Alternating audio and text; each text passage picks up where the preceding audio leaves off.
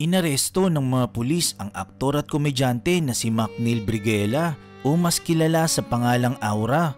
Ayon sa Southern Police District, hinuli si Aura matapos itong reklamo ng umano'y pananakit at panggugulo sa isang bar sa Makati City at hindi paggalang sa mga otoridad, kaya't kinasuhan din ito ng direct assault. Ayon sa sumbong ng mga bouncer ng Bolt Hole Bar, nagsimula ang kaguluhan nung si Mark Christian Ravana ay pilit pinaguhubad ni Aura. Pero nung nagubad ito ng damit ay hindi na kontento itong si Aura at gusto pa na pati yung pambaba ng lalaki ipauba rin. Nang umiwas na ang lalaki kay Aura ay dito na niya ito sinundan at halos ayaw nang palabasin sa bar. At hanggang sa hinatak na niya ang damit ng lalaki habang nagpupumilit na itong makalabas.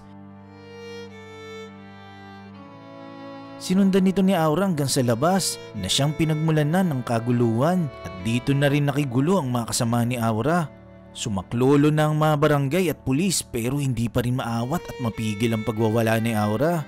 Bukod sa pagbibitaw nito ng mga sakit na salita, nakikipagtulakan din daw umano ito sa ating mga kapulisan kaya't binitbit na ito sa kulungan at pinusasan. Hindi ako natatakot sa inyo, matandaan ninyo. Huwag ka rin mag-alala. Huwag ka rin mag-alala. Tama ka na. Tama ka na. Tama ka na. Totoo po. Talaga ako kasi Kumating ka rito, hindi ka namin yan, kuya. Ano ang dito mo? Kaya mo! Kasuhan mo. Natatakot ako sa'yo eh. Kabado ako sa'yo. Ano ka namin ngayon? Ang layo ng bilago sa Briguela, kuya. Ano yun?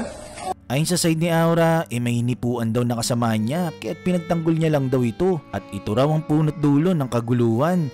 Sa side naman ng lalaki, nagsimula lang daw ang gulo sa pamimilit ni Aura na pauba rin siya at nung dito pinagbigyan, dito na siya nagwala.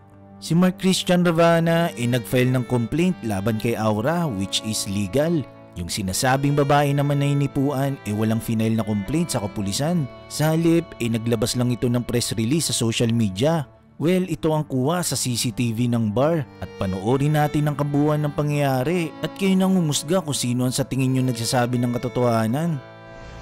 Simula tayo dito sa video 1. Nag-umpisa kasi yan dito sa 9, and 9:30. Para makita natin yung kasiyahan ng kabilang table at yung grupo ni Aura. Well, basically, hindi naman sila magkagalit eh. Kumbaga magkakakilala yung kasama ni Aura at yung guy na involved. So, if you can see, ito si Aura na nasa trouser. At saka ito yung guy na naka-gray. So, kung nakikita nyo, hinuhubad ng guy yung, yung pants niya kasi yun ang request ni Aura. Hindi nagsimula yung issue. Walang issue na hipuan. Nagsimula yung issue dahil itong guy na naka-gray gusto magpa-picture dito sa kay Aura. Pero ang sabi kasi ni Aura, in order na makapagpa-picture, kailangan muna ng magubad ng pants ng guy. So as you can see, wala nang tugtog dyan. Nagsasayawan na lang sila, nagkakatuwaan na lang dito sa video 1 na footage. So ayan, tingnan nyo na mangyayari na kitang-kita dito sa video na magkakaibigan yung grupo ni Aura at saka itong guy na naka-gray, naka-yellow at saka naka-black. Ayan yung guy. Nagkakatuwaan sila dyan actually. Ayan. So, makikita sa video na pinapababa na ni Aura yung mga kasama niya. Kasi nga, para matupad yung dare niya dito sa guy na nakakulay gray. Tingnan mo, nakikita dyan kasi nung during party, nagkakasiyahan yan sila. Yan, magkakakalala yan, oh. Kasama ni Aura, yan yung guy na naka-white. Yan, magkakasama yan. Yan. Wala, okay na okay yung pag-alis ng mga girls. Wala talagang issues. Ayan. Pinababa ni Aura lahat ng kasama niya. Yan, tingnan mo si Aura nag-stay dito. Kasi nga, hinahamon niya tong guy. Ayan, pinababa niya lahat. Hinaaya na siya ng kasama niya na nakasando. Pero ayaw niyang bumaba. Ang rason kung bakit ayaw niya bumaba is meron siyang dare dito sa lalaki na para mapagbigyan magpa-picture, kailangan hubarin yung pants. Ayan. So, nagsimula sa mas maganda sa 9 up until dito sa oras na to. Yan. Nilapitan ng guy yung si Aura. Kaso nga lang, ang sabi ni Aura dito na may ano siya, na babad trip na siya kasi hindi pa naghubad ng pants yung guy. Yan. Actually, lahat ng kasama dito pinababa na. Yung kung napapansin nyo, ayan, magkakasama yan sila. 5 yan sila naggrupo. Ngayon, pinasara ni Aura yung pinto. Ayaw niyang paalisin itong grupo na to hanggat hindi naguhubad ng pants tong guy. Ayan. Ayan, nagkakaasaran pa yan sila dyan. Actually, biruan lang yun eh. Kaso nga lang sineryoso ni Aura. Kasi yun yung dare niya dun sa guy. Ayan. As you can see, dyan na nagkaroon ng confrontation. Ito sila banda. Yan, ito banda yan. Yan, dyan na yung parang gusto niya pahubarin. Ang problema, hindi inubad ng guy. Ang ginawa is, instead na yung short, yung t-shirt yung hinubad. Makikita naman dyan eh. Na t-shirt yung hinubad. Ayun. Nakahubad na yung guy dyan. Ayun, nakahubad na. Kung napapansin, tinutulak ni Aura. Ayan, nakahubad na. Ngayon, yung bouncer namin, since bawal magubad sa loob, sisitahin niya tong guy. Ayan, sisitahin niya yung guy. Ayan. Para may better picture tayo, punta tayo ng video 2. Babalik lang tayo dito sa video 1 mamaya. Punta tayo sa video 2. Para makita natin yung pinaka close up sa pangyayari na yan. Doon na tayo sa nagubad na yung guy, no? Forward natin dito. Forward natin kung saan na nagubad yung guy. Yan, pinapababa lahat ng ano yun.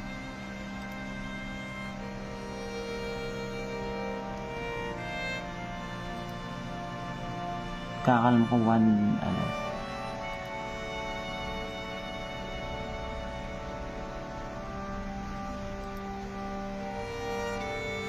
pinakabad ng ayun. Actually, okay sila ni Aura at saka yung guy eh. Masama lang loob ni Aura at gawa nga ng hindi na pagbigyan. As you can see, yan. As you can see, nag-uusap sila dyan. May nag-holding hands pa nga sila eh. Sana yung footage na yan. Yan, nakalabas na yung mga kasama niya eh.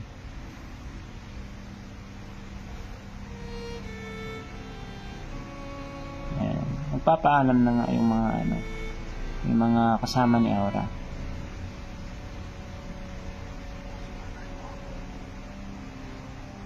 Ayan, nilapitan niya, inakbayan niya. Ayaw magpakbay ni Aura. Kasi actually nung during party, masaya naman sila eh. Gusto niya lang talagang pahubarin yung guy. Kaso ayaw ng guy. Ayan. Masaya pa sila, nakangiti pa nga si Aura oh. Ayan o. Ayan o, pinasara niya yung pinto. Ayan. Okay nga sila eh. Nag-aan pa nga sila o. Nag-holdingas pa nga sila.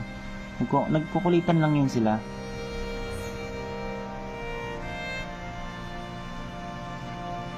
Kukulitan lang yan sila. Dito na yung ang issue, nababad trip na siya na hindi siya napagbibigyan na magubad yung guy. Kasi sinasabi ng mga nasa paligid niya, magubad ka na kasi pre para makauwi na tayo. Yan. So as you can see dito, hinubad ng guy yung t-shirt niya.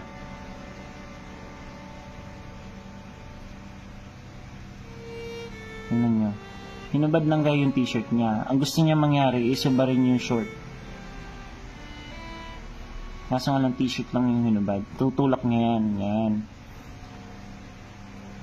So, yan. Tingnan nyo. Nakahubad yung guy. Ang gusto kasi ng ni Aura is yung pantalon.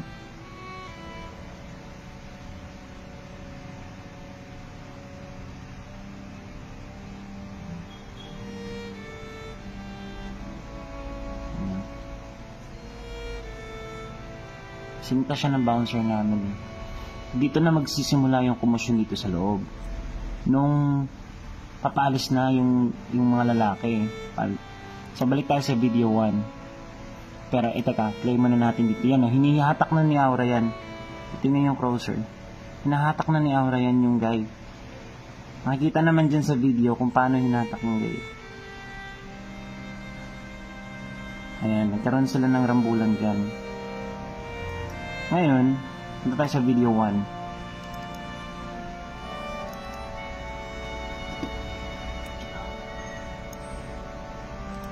Natin natin si video 1. Punta tayo dun sa hinatak na nag-base na yung lalaki. I believe dito banda yan.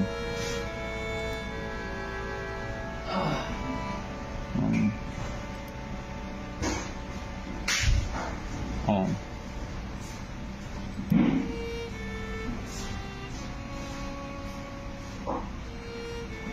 Ayan. Nakaubad yung lalaki dyan, di ba? Ayan. Sinita ng bouncer namin. Ulitin ko lang to make sure. Ayan. Ibinalik ng guy yung damit niya. I-close up mo, pre. Balik ng guy yung damit niya.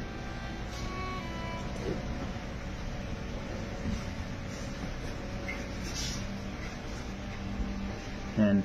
Nung pagbalik ng guy ng damit niya, palabas na sana siya. Ang problema, hinahatak siya ni Aura dito. Tingnan mo kung paano siya hinatak ni Aura. Yan o, hinila o.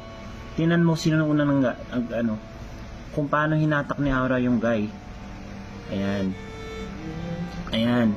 O, natumba pa sila. Sobrang punit niya yung damit ng guy. Galit na galit si Aura. Hindi niya pinapalabas yung guy hanggat di naguhubad ng short. Ng pantalon. Ng pants. Ayan. Ito yung guy. Tingnan nyo yung guy. Ito. Yan. Sa habulin pa yan ni Aura para itulak. Yan. Tingnan nyo. Kung sino yung unang nagalit. Sino unang naging physical. Naging nag-aalboruto na si Aura dyan. Yan. Inawat na siya ng bouncer namin.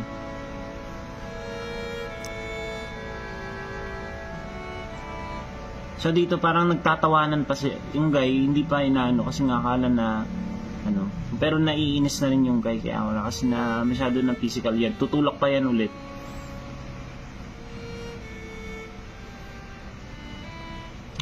Focus mo dito. Yan.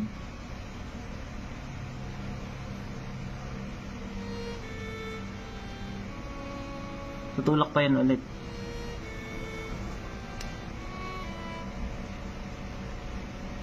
Gusto na umuwi ng guy. Actually, gusto nilang umiwas talaga. You know? Nag-self-defense na yung lalaki. Tingnan mo, tunulak pa. Ngayon, inaawat na siya ng bouncer namin. Pinalabas na yung guy. Itong mga bouncer namin, nag-responde agad para mapigilan. So, dito na tayo sa video 3. Dito sa video 3, makikita natin na dito na tayo banda kasi palabas na yan sila eh. Forward natin.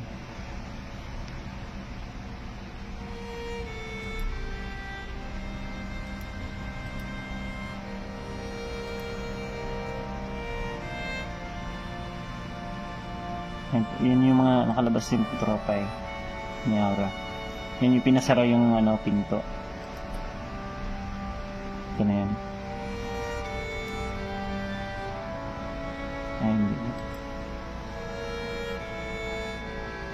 Ayun o. Ito na yung parang nakalabas na yung guy. Pinapalabas na ng bouncer namin. Yan, tinutulak ni Aura. Yan o. O. Tinaas na yung kamay ng guy. Ayaw mo laban niya pero tinutulak pa rin ni Aura. Walang hipuan na nangyari. Yan o, ng bouncer namin. Responde agad yung mga bouncer namin para awatin si Aura. Alam ng mga kaibigan ni Aura kung sino talaga yung may issue ng time na yan. Yan, dinutulak na ni Aura yung mga bouncer namin at dali-dali na umalis yung guy. Nakikita yan dito sa video 4. Dito sa video 4, makikita mo kung gaano ka-aggressive si Aura sa part na to. Na ayan. As you can see, bumaba yung dito, backward pa natin yung bumaba yung guy. Ayan. As you can see, bababa yung guy dito. Galing yun sa taas kanina. nung pinulak siya. Tapos tinaas niya yung kamay. Ayan. Tumakbo pa yung guy dyan. Ayun si Aura. Ayaw talaga magpaawat. Tingnan niyo yung ano. Yung mga bouncer namin todo responde yan para maiwasan yung gulo. Ang problema yan. Kung hindi siya pinigilan, laglag siya dyan. Oh. Gusto talagang saktan yung lalaki dahil hindi siya napagbigyan. Yan, tingnan mo. Tingnan mo. Ilang bouncer yan? 2, 3. Para maiwasan lang yulo. Ang problema nga lang, ang dami ng kasama ni Aura, 24 na katao yung kasama ni Aura. Siyempre, pagka sinimulan ni Aura yun, pati yung mga kasama niya, ano din talaga. Ayun o. Muntik pa siya malaglag dyan pero nawakan siya ng bouncer namin. Pinipigilan siya ng mga kasama dyan pero ayaw magpaawat. So, titingnan natin dito sa bandang entrance, makikita natin dito kung gaano ka-aggressive si Aura. Ito na yung video 5. Itong video 5, makikita natin dito na hindi lang to, glimpse lang to na parang napalabas na. Ayan na ito. Makikita dito na rumesponde agad yung mga kasama ni Aura nung bumaba yun. Yan yung guy bumaba. Yan. Bumaba yung guy actually.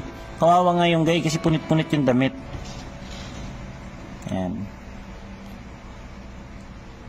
Ayan, bumaba na yung guy para umiwas lang sa gulo. Yan o. Ngayon, nandiyan yung mga kasama ni Aura.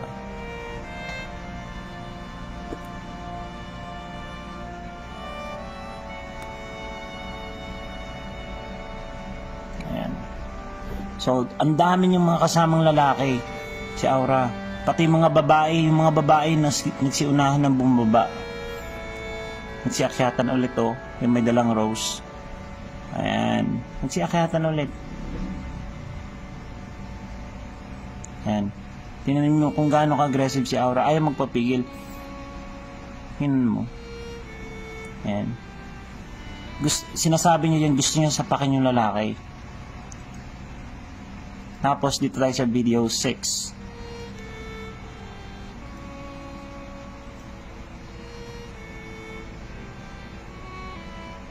Balikan natin kung saan umalis yung ano namin. Ay umalis yung yung lalaki. Then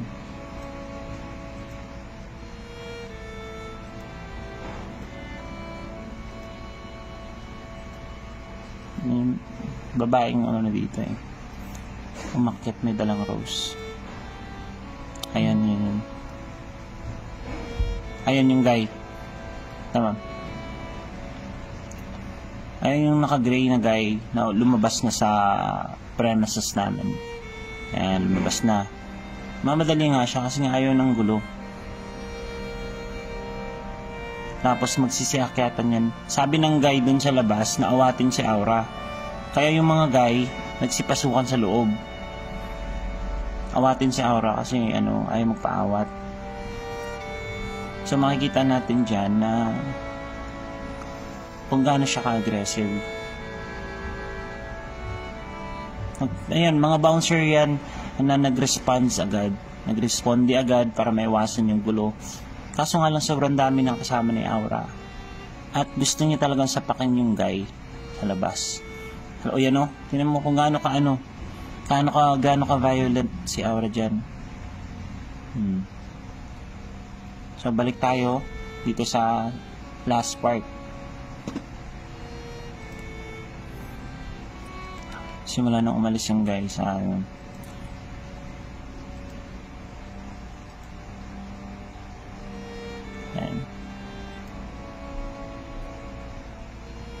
Actually hindi makikita yung guy dito dito dumaan sa nung umalis